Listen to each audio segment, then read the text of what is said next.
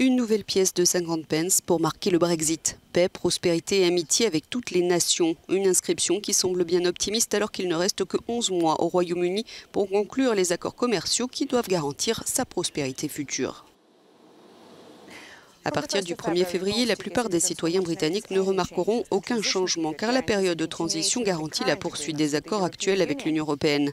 La valeur future de cette pièce dépendra des accords commerciaux qui seront mis en place d'ici la fin de la période de transition. Londres devra négocier 2 accords majeurs en même temps, avec l'Union européenne et avec les États-Unis, ainsi que de nombreux autres accords plus modestes. L'Union européenne est le premier partenaire commercial du Royaume-Uni. En 2018, les échanges entre l'UE et le Royaume-Uni, c'était 45% d'exportation et 53% d'importation.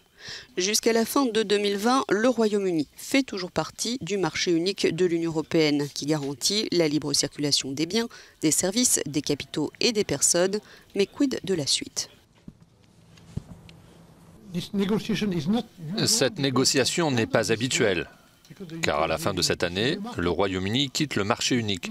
C'est son choix. Et quitte l'union douanière. Et si nous n'avons pas d'accord, le statu quo ne sera pas respecté.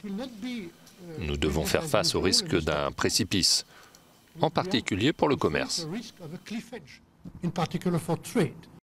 La prochaine échéance pour le Royaume-Uni et l'Union européenne, ce sera le 1er juillet. Dans les 5 prochains mois, les 2 parties doivent s'entendre sur les droits de pêche et les réglementations. D'ici là, le Royaume-Uni devra également décider s'il souhaite demander une prolongation de la période de transition. Et puis il y a l'accord commercial avec les États-Unis. Donald Trump a qualifié Boris Johnson d'ami et l'a soutenu. Après les élections de décembre, le président américain a tweeté « Les États-Unis et le Royaume-Uni sont libres de conclure un nouvel accord commercial massif après le Brexit. Cet accord a le potentiel d'être bien plus important et lucratif que tout autre accord qui pourrait être conclu avec l'UE. » Londres et Washington sont cependant en désaccord sur les questions de la taxe numérique contre les géants technologiques américains et les normes britanniques de sécurité alimentaire. Mais l'administration américaine insiste sur le fait que cet accord est une priorité absolue. Le Royaume-Uni est notre relation la plus importante. C'est une relation très stratégique. Du point de vue américain, nous sommes prêts à y consacrer beaucoup de ressources.